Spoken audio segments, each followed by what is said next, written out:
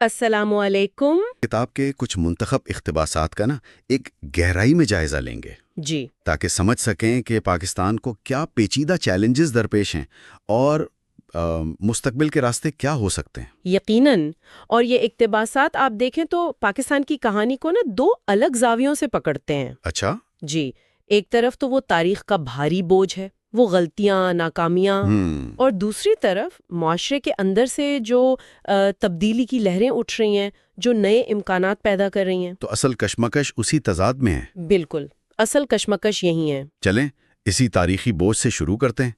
کتاب میں پاکستان کے ماضی کو غیر متاثر کن ریکارڈ کہا گیا ہے۔ جی ہاں، مطلب کمزور سویلین حکومتیں آتی ہیں، پھر فوجی آمریتیں، ایک نہ ختم ہونے والا چکر لگتا ہے۔ گہری ناکامی تھی۔ یقیناً ایک المناک باب۔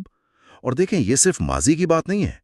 کتاب یہ کہتی ہے کہ یہ جو تاریخی پس منظر ہے جی، یہ براہ راست آج کے طرز حکمرانی کے چیلنجز کی جڑ ہے۔ کیسے؟ مطلب کیا تعلق ہے؟ تعلق یہ ہے کہ شروع سے ہی منتخب نمائندوں اور غیر منتخب اداروں یعنی فوج اور بیوروکریسی ان کے درمیان طاقت کا توازن ٹھیک نہیں رہا، وہ بگڑا رہا۔ اچھا۔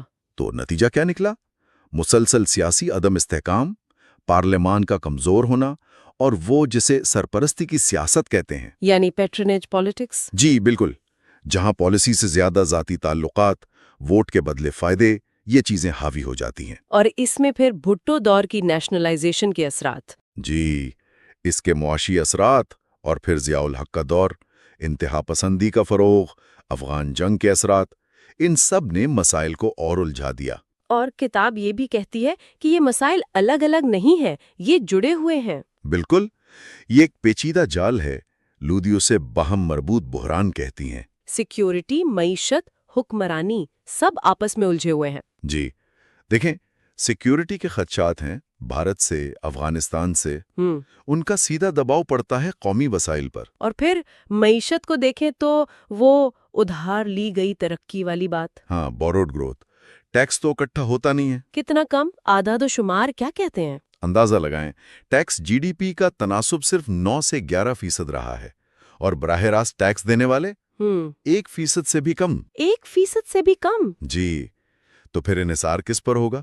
بیرونی امداد پر، باہر سے بھیجی گئی رقوم پر۔ اور سرکاری اداروں کے نقصانات؟ وہ ایک الگ کہانی ہے۔